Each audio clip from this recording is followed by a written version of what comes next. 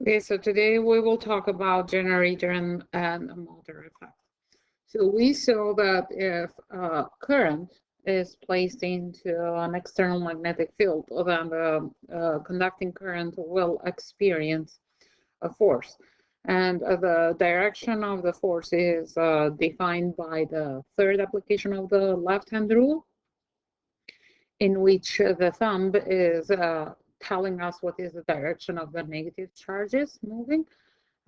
Fingers are telling us what is the direction of the magnetic field, external magnetic field, and then the palm is telling us where the magnetic force starts and in which direction is it.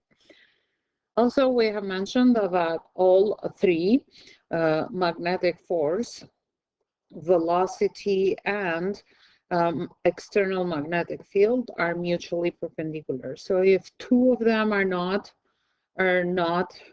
perpendicular to each other, so that let's say that they are parallel to each other, then the third one doesn't exist. Now, even when we have a carrying conductor in which the current flows, and if we are placing it into external magnetic field, it still will experience the magnetic force. So let's suppose that we have a case when we have an external magnetic field that is created by two magnet bars. So north is here and south is here. And then in the middle we have a carrying conductor in which the flow of the current, let's say the flow of the current, is into the page. So now, applying the third application of the left-hand rule, we have the intensity of the current is going this way, going into the page, which means that the direction of the electron is out of the page. Now, on the other hand, what we have is that the magnetic field, the external magnetic field, is always leaving north, going to south.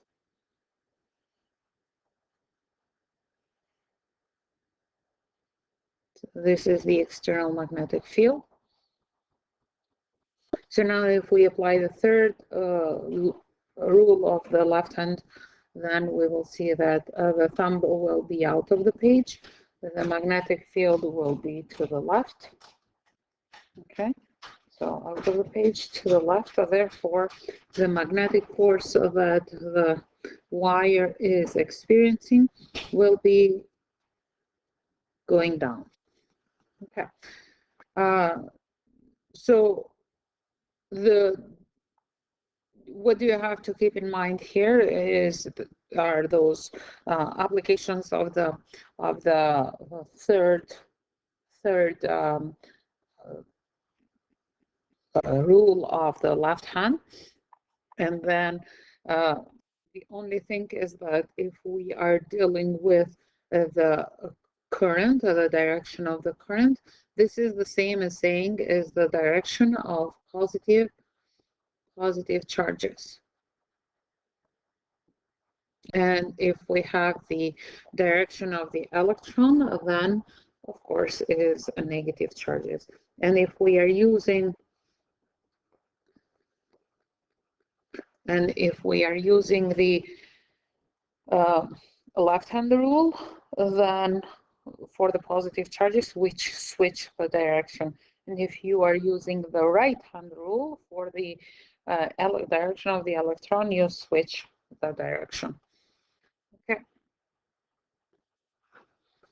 Let's suppose now that we have this case here in which the external magnetic field is created by two bar magnets, one in north and one in south, and then what we have is the flow of the electron that is going into the page.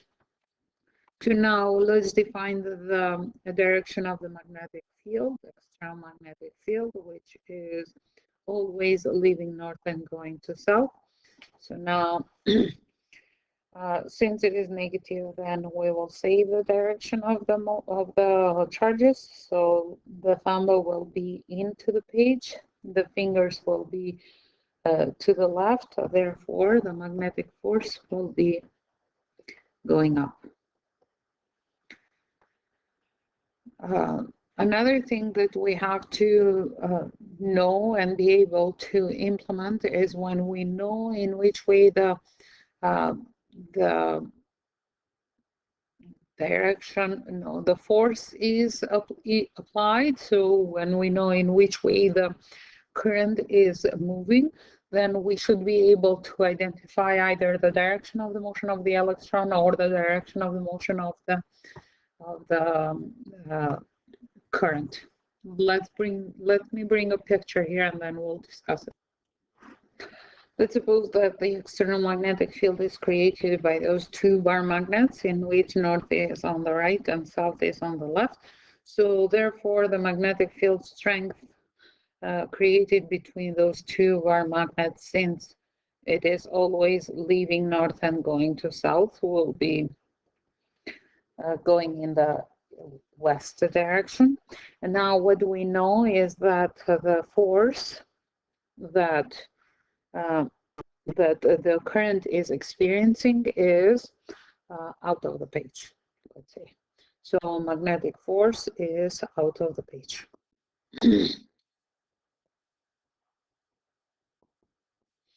So now let's figure out in which way the electrons are moving and what is the direction of the conventional current. So if we have the magnetic field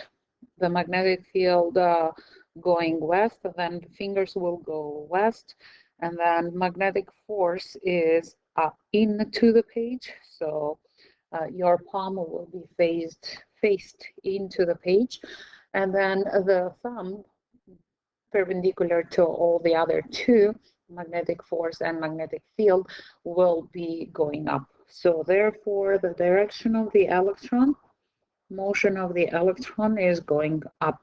However, the direction of the intensity of the current is going down. So we can say that the electrons are moving from B to A, while the intensity of the current is moving from A to B. So it is quite obvious that not only the motion of a charged particle, but even the presence of the current in a conducting current will experience a magnetic force when it is placed into an outside magnetic field. Now, what did we saw on the previous classes is that magnetic force was for a charge that was moving into a magnetic field was calculated with the formula QVB. However, on the other hand, if we consider that we have wire that is into the presence of a outside magnetic field, this one here, let's say, is length L, then the speed in which the charges are moving when they are in the presence of the magnetic field is L over T. So we're considering here that the charges are moving with a uniform motion. So therefore, magnetic force will be Q, which is the charges, L B over T. However, Q over T is the intensity of the current. It's measured with ampere, and it is the rate of charges. So then we will have the magnetic force is ILB. And this brings us into the second formula to calculate magnetic force when we are dealing with the conducting wire. So in the case of a conducting wire, what do we have to keep in mind is that magnetic force is calculated as ILB. You have this formula in your formula sheet with some perpendicular things here, which for the purposes of the outcomes of Physics 30 doesn't really matter, because all the cases that you will see on Physics 30 are that intensity of the current, direction of intensity of the current, the magnetic field strength, external, and magnetic force that the wire is experiencing will be mutually perpendicular to each other. Okay, I is the intensity of the current.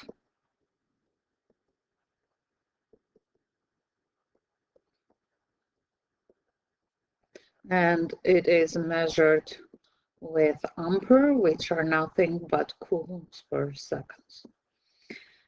L is the length of the wire being into a magnetic field. Length of wire into magnetic field, and it is in meters. And B is the external magnetic field in which the wire is placed. Okay, so let's suppose now that we have a diagram like this, and the distance in which the conducting wire is in the presence of the magnetic field is 5 centimeters. So this one here is 5 centimeters, while this one here is 12 centimeters. And the magnetic force that the wire is experiencing, let's suppose that is 0.025 newtons, and it is out of the page. Out of the page. The external magnetic field is 1.23 Tesla. And let's see now what is the magnitude and the direction of the intensity of the current. Okay, so let's figure out first what is the direction using the third application of the left-hand rule.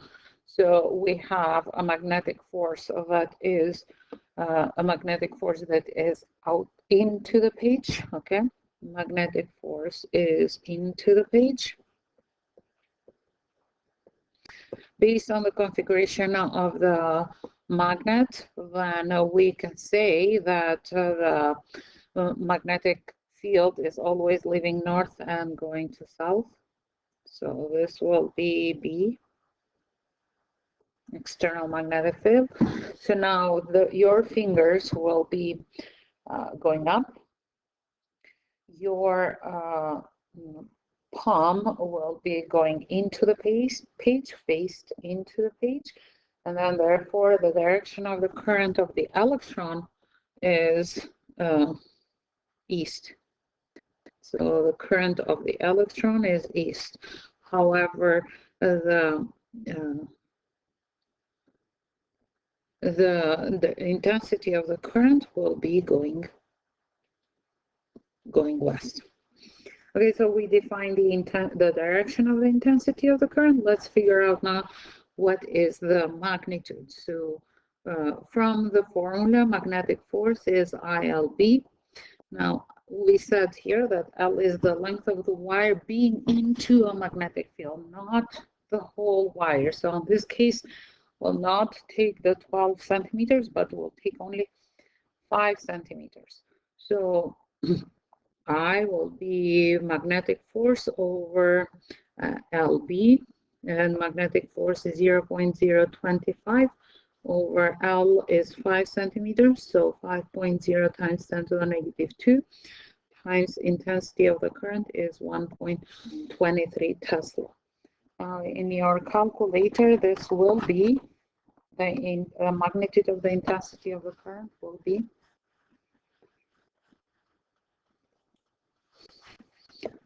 0.41 ampere, and in our case is going to the right, to the left. Intensity of the current is going to the left. Yeah. Okay. And now let's see an application of the motor effect. And that application is the current balance. So current balance is an instrument that is used to demonstrate the deflection of the force of a current wiring in an external magnetic field. Okay, so this is the current balance.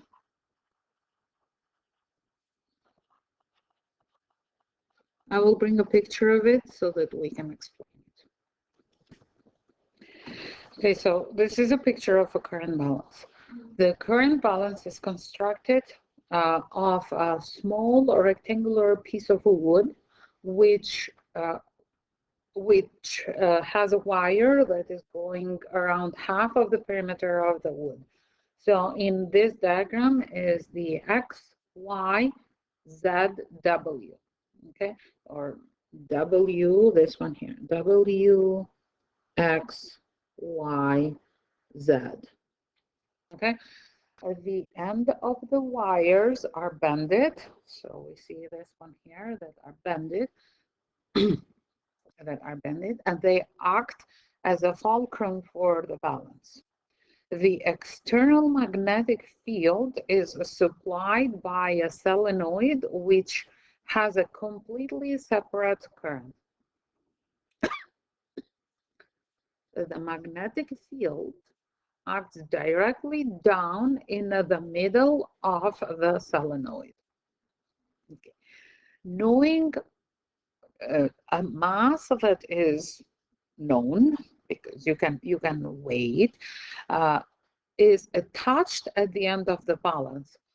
The current is applied through the wiring conductor, so W, X, Y, Z, until the down, so it's increased gradually, until the downward force of gravity on the mass is countered equally by the downward force acting on the conducting wire inside the solenoid. So in a simplified version, we have something like this. This is the fulcrum here. So the mass has a gravitational force. And when those two forces, so we increase the intensity of the current in the wire until we see that the force, magnetic force, is balanced by the force of gravity. So the two forces are equal to each other. So this is the principle of the current balance. Okay, so you increase the intensity of the current in the wire, W, X, Y, Z, until the magnetic force that the solenoid, the external magnetic field of solenoid is exerting in the wire will balance out the force of gravity. So when we take a look at this, and we see that the balance, that wood part that the current is going through, the current W, X, Y, Z is going through, we see that some sections are perpendicular and some sections are parallel to the magnetic field that is that the solenoid is creating. So we even have said it before that the magnetic force, intensity of the current, and an external magnetic field has to be mutually perpendicular. Or when we have a charge, magnetic force, velocity of the charge, and external magnetic field has to be perpendicular, mutually perpendicular. If two of them are parallel, and this is the cases that you will see on physics 30, if two of them are parallel to each other, then the third one doesn't exist. So on this case, what do we see? What do we notice is that the sections WX and YZ are parallel to the magnetic field. So they do not, they do nothing they do not experience any force in terms of the presence of the external magnetic field created by the solenoid. The only section that provides a force is produced by XY, okay, and the length that XY has. So just keep in mind in the current balance, those two sections, WX and YZ, since they are parallel with external magnetic field, they do not have any effect into the adding the magnetic force here. The only section that is interacting with the force of gravity of the mass is the section XY. So now if we have current balance, that sections, let's suppose sections YX and YZ, referring to the picture that we have here, are the length of those sections are, let's say, 8.20 centimeters, and XY is 2.10 centimeters. The current flowing intensity of the current is 0.45 amperes, and it flows through conductor into WXYZ,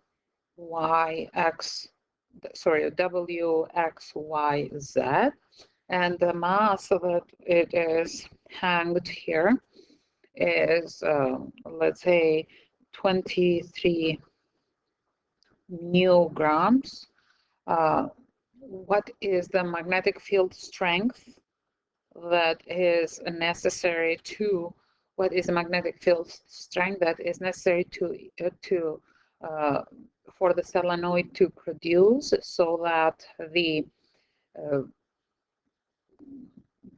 mass is balanced, and then we have the current balanced.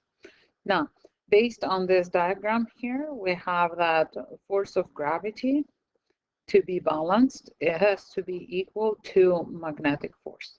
We do know that force of gravity is mass times acceleration due to gravity, while magnetic force, since we are dealing with a wire being placed into an external magnetic field, will be ILB, where I is the intensity of the current, L is the length of the current being under the effect of the magnetic field, and B is the magnetic field strength. We are looking for B, so B will be equal to mg over intensity of the current times L. However, now we have an information given here that WX and YZ are 8.20 centimeters, but that is irrelevant because they are parallel to the magnetic field created by the solenoid. So there is no magnetic force of that those two parts of the wire are creating. So the only part that makes us to be considered for the magnetic field, magnetic force, is the length of xy, that is 2.10 centimeters. So now magnetic field that is needed to create it will be mass that now it's 2.3 times 10 to the power of negative 8 kilograms times 9.81 over intensity of the current is 0.450 times the length of it is what is it, 2.10 times 10 to the power of negative 2. Enter this in your calculator and see if you have the same answer as. So I have 2.39 times 10 to the power of negative 5 Tesla is the magnetic force, magnetic field strength that the solenoid has to implement in order for a mass of 23 newgrams to be in balance. So what we saw here is the motor effect. So motor effect, the charge, the current that is carrying the charge is moving as a result of the presence of the magnetic field, external magnetic field, and a direct application of it is the current balance. And the thing that you have to keep in mind that the current balance is that the length of Wx or Zy doesn't have any effect into the magnitude of the force, magnetic force that is created. And then the two forces, force of gravity and magnetic force in the wire, will be equal to each other in order for the mass to be balanced. So this is the the motor effect moving. And the generator effect is that when we have wire placed into a variable magnetic field, okay, then what we see is that the current is produced into the wire. This is known as the electric motor, and the scientist that was working pretty much the whole of his life performing extensive experiments and insightful mathematical analysis of the magnetic field induced around the current is Ampere. And to honor the work that he have done, this is why the intensity of the current has the units of Ampere, and it is actually coulombs per seconds. So Ampere and Faraday, which quickly began to study the force described by Ampere. Faraday is the one that passed, kind of moved on with the work that Ampere did. Developed that now is known as the electromagnetic rotor or electric motor, and he created the first electric motor. Faraday designed two versions of the motor. In the first version, the bar magnet revolves around the circular line of the magnetic force around it in a fixed current. And in the second version, the rod carrying the current revolves around a fixed magnet bar. So on the first case, the bar magnets was moving, and on the second one, the current or the intensity of the carrying current was moving. those were actually the first years that were the start of the electric motor, conventional electric motor, in which the energy, the electric energy, is converted into a mechanical energy. So this is the start of the electric motor. We will talk about generator in the next video.